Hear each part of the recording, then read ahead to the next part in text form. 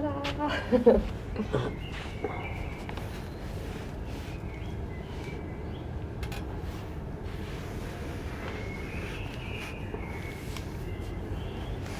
So you talked a little bit about family roles and how it's very fluid in the Cook Islands. So how did that feel coming to the U.S.?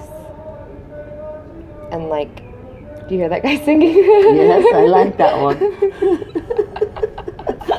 Italy. That's right. You're in Italy, someone's singing in the back.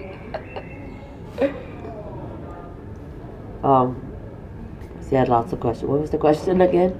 Like, how did it feel coming to the U.S. where I don't think family roles are very fluid at all. I think it's very typical nuclear family. Like, there's mom, dad, kids, and maybe people get divorced and remarry or whatever, but it's very, like, feels very structured. So how did that feel coming from a fluid family setting to, like, a very structured one?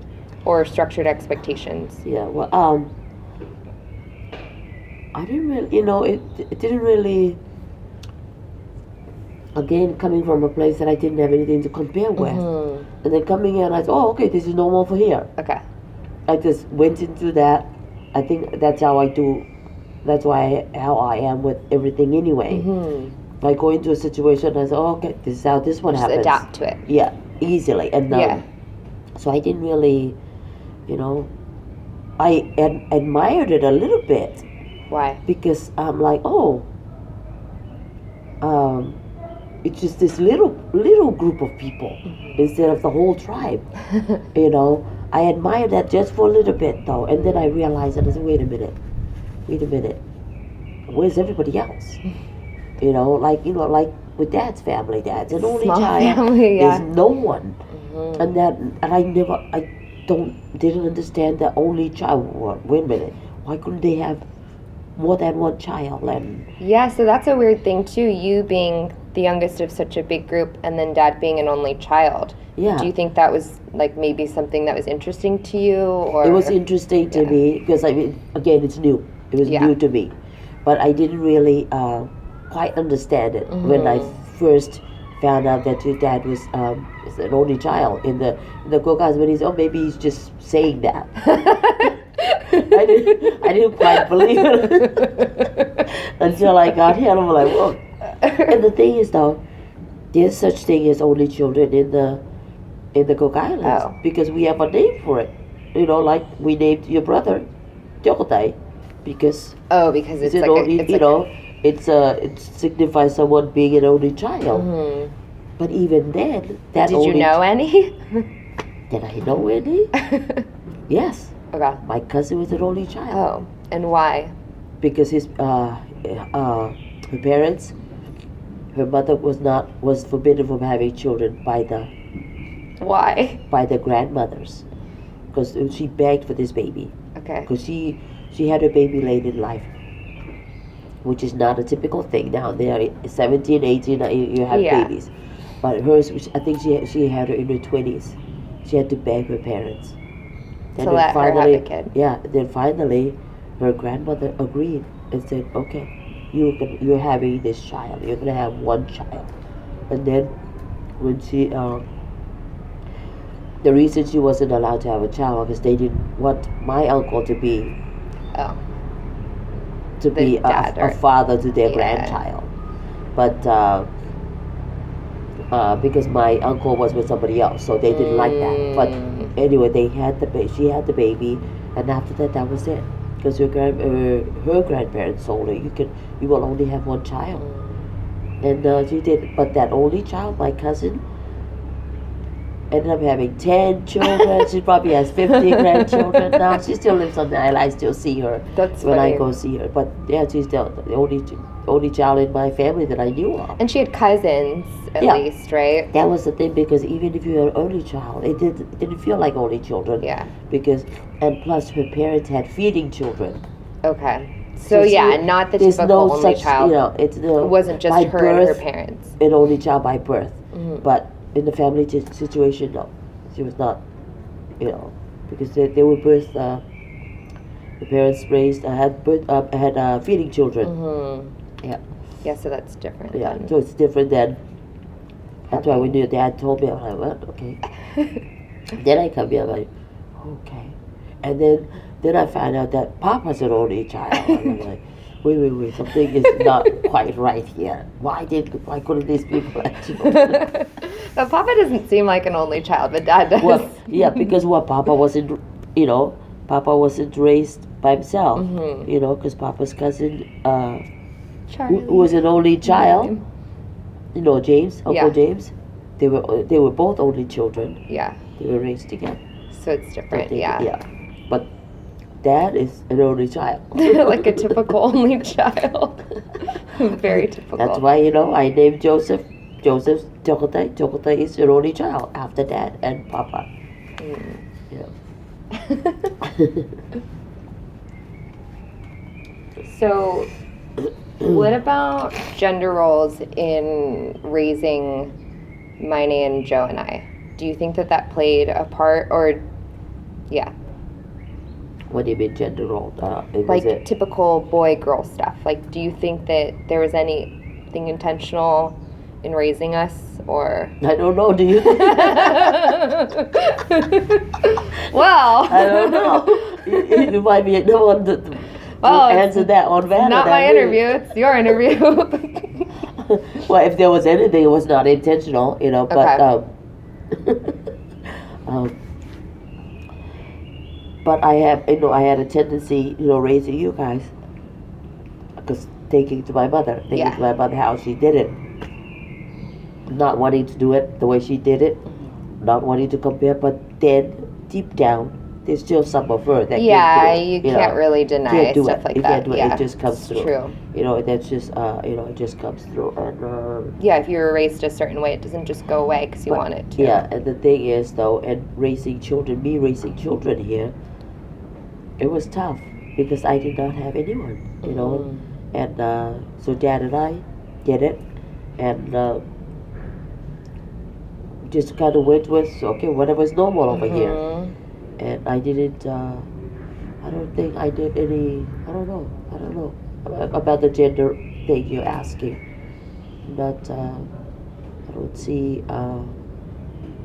why do you think you were treated differently than the boys were? I mean, maybe a little.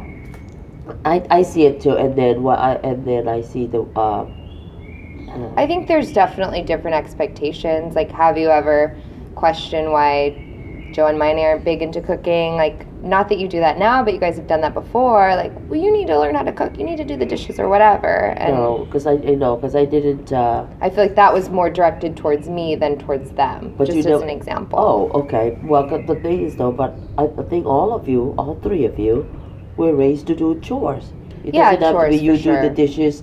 And, there was no gender thing. Who's going to do the dishes? Who's going to do this? Because each one of you did it, and even ironing. My boys know how to iron. Right. And I did my, I wanted everybody to, I wanted all of you to be self-reliant. That was my thing. Because even though I wasn't raised that way, because everybody did it for me, but all my brothers did the stuff that the girls did. Right. Even laundry. My brother was one of the ones who taught me how to do laundry. And ironing. Another brother taught me how to iron pants.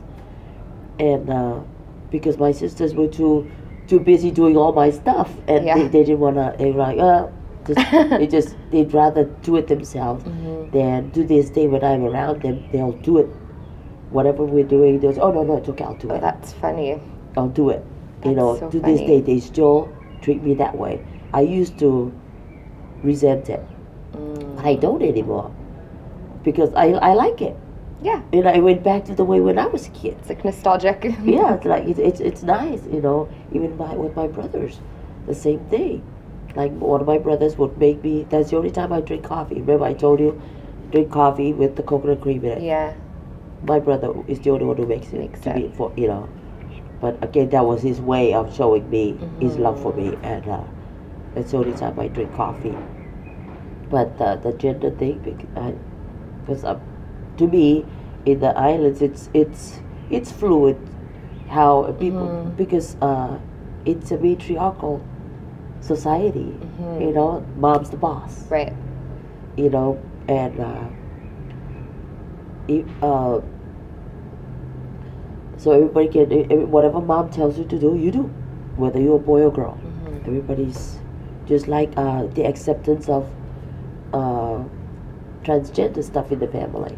Yeah, talk about that. It's like I have a few in the family. We call them Lele, you know, and that's for transgender or gay or both or whatever. You know, I think that's only one. We only have one name for it. Only one term. You know, there's not the LGBTQ. No, there's no all the other. No, there's no thing. It's either, you know, like one of Abby's son, John. Yeah. We don't know what he is, but you know, like his grandmother, Auntie Rhoda says, oh, he's gay. He doesn't know he's gay. And I said, but how do you know that? Have you ever been, you know, do you know what that means? That was the other thing is, you know, they don't exactly know what it means. Is it just dressing up? Because I went to school with one who always wanted to dress up. To this day, he's always he dresses like feminine. Yeah. Okay. Yeah, but everybody's afraid of her because his masculinity comes out too. Because when he's pissed, watch out. You know, but yeah, that gender stuff, it's, you know, just over here it's too. Yeah. There's your corner. There's mine. It's very defined. It's not. Yeah, it's not. Oh, it just flew to me. Going back to the way, you know, we raised you guys. I don't think I restricted you guys to do, okay, you do, this is yours, this is hers, this is yours, you know, and I know you and mine see the way I treat Joe differently. Yeah. But absolutely. Again, that goes back to my upbringing, being a youngest child, you know. And me being the youngest child. Yeah, and being the youngest child, you know, even though I always deny it. I mean, now you can't deny it. It's just like, there it is. No, I've denied it to my family, to my own family, because they tell me, oh, you know, that's just like you. And I said, no, no. It's funny. But it is. It is. And because I didn't say anything wrong with that. And you know, it's just, but now, you know, being here, I see the point, okay, he needs to move on. He will. Yeah, he will. You know, and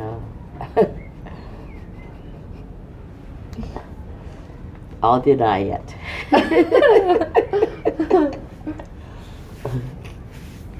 What about, can you talk a little bit about religion and like how you were brought up, and then how you were brought up? Religion is life.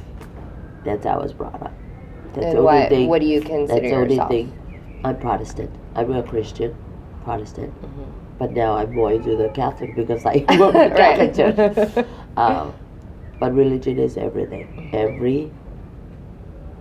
Everything in your life is with religion, you know, and prayer in the morning, family prayer in the morning, at night before going to bed. If my brothers were going out, there's a prayer first before they went out. As teenagers, they were teenagers. Oh wow! You know, because like I said, my brothers were allowed to go out, and if you wanted to go out, you have to sneak out as a girl, and we did.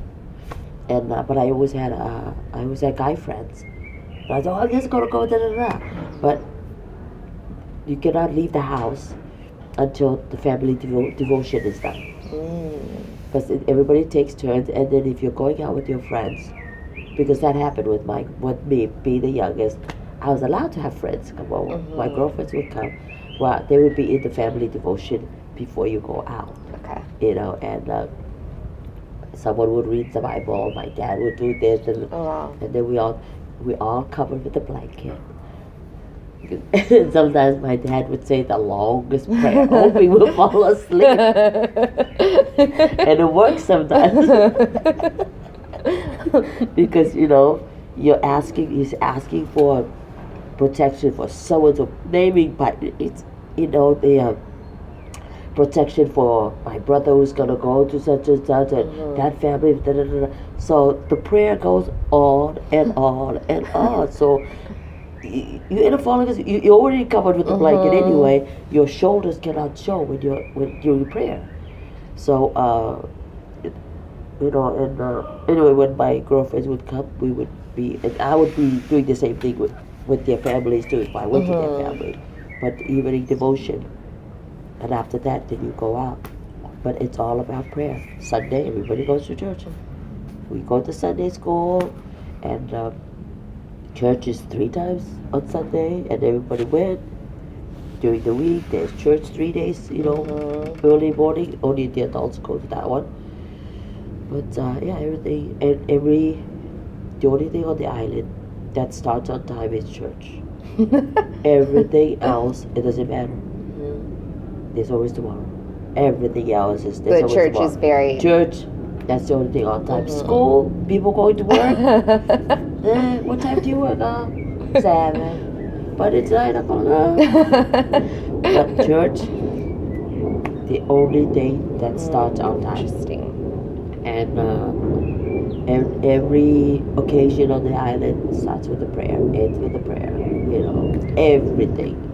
So how did your experience with religion change over the years?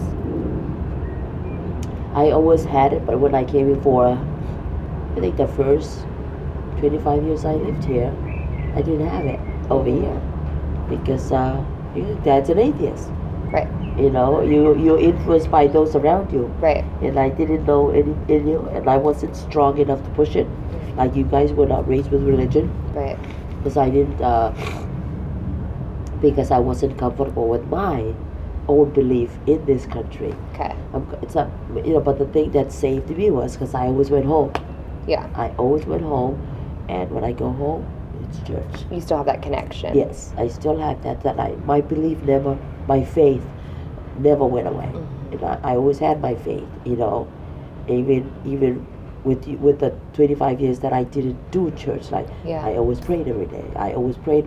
I still say the same prayer my father taught me when I was 8. What is it? To this day. Like in the morning, for morning prayer. I always wake up. I thank God for saving me through the night, protecting me through the night. I ask God for help throughout the day, and then I forgive my sins. Through Christ I ask. Amen. It's a short prayer. My dad taught me that when I was 8, to cheat on a test. The Sunday school test. I still remember because he was one of the Sunday school teachers. And I got to the school in Artu, and it was Sunday morning. Yeah, all the kids were there, and he comes looking. He had already seen the test. He came looking for me, and I said, "What's the matter?" He said, "Oh, there's something on there that you don't know." I was 8. Better get 100%. Because I always got 100%. But then he said, "There's something," and I said, "What is it?" Because he wasn't the one who was, because most of the tests was done orally for Sunday school. Right, because you need to memorize things. So, and I said, "What is that?" Then it's a prayer, morning prayer when you wake up. What's the prayer that you say when you wake up on your own? There's always a family prayer, but there's one that you have to say it. And I said, "Okay." So he told me. And it was okay. And then it was time for me to go to... And you remembered it? And you remember to this day. It's stuck. I still say it in Maori. I still pray it in Maori. And, and then I still remember Auntie Roro teaching her kids, her boys, the prayer before going to bed at night. It's just asking God to protect me through the night, help me throughout the night. Amen. They were little boys when they were taught that. Because I brought it up with them recently. They're like, "Oh," and I said, "You guys remember that prayer?" Then Auntie Rose said, "I still remember that." I said, "Yeah, I still remember." Of course she does. I still remember you teaching them that prayer. But and mine was, because everything, it's always been my life. I've always said a prayer. I've always, like even when you guys were teenagers going out. You're going out, I say, "But watch them." Watch them. Well, I guess it worked. Watch them. And I pray harder for John. And then even the night of when he had his accident, and I questioned myself, did I pray that night? Did I pray for him? But and I did. But that was just a path that night that he had to go on. Yeah. And even then, him not being damaged, that was a prayer being answered. And because I thanked my parents that morning when I saw him. I thanked them for being there, holding the glass away from him. Yeah, he got so lucky. Yeah, he got lucky with that one. So lucky. But I always say prayers, and now I even say extra prayers. Being in the Catholic. Because of all the Catholic different prayers. Yeah, and like we were when we were in Rome. Yeah.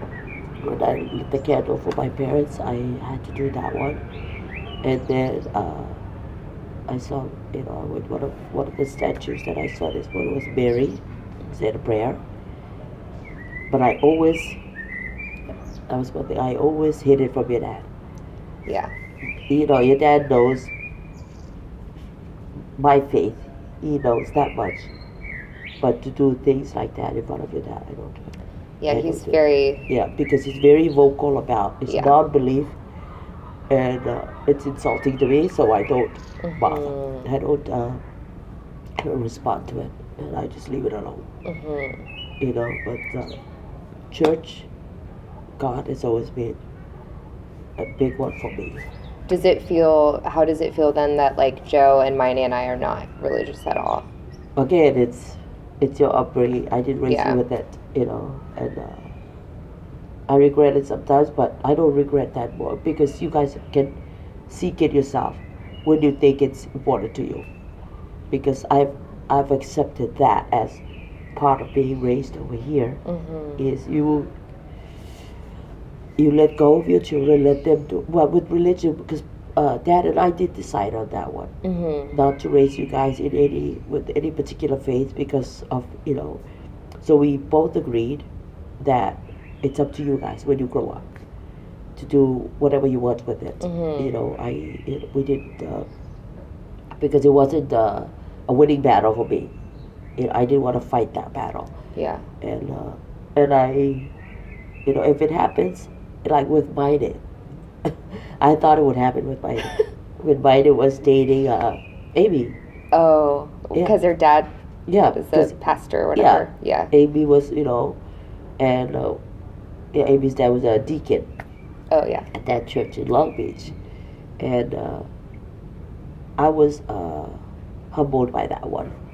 And then when it didn't work out, I was okay with that one too. But, my mind went there. With that one, with that relationship, but it's not, especially growing up here, it's not a big thing.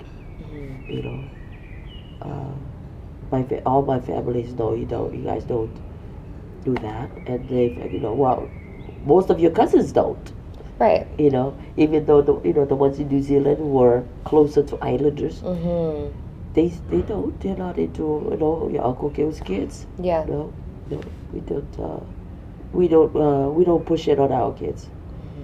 Even though we didn't think it was pushed on us, it was just because like my Uncle Gil, we talk about this stuff because I talk to him the most.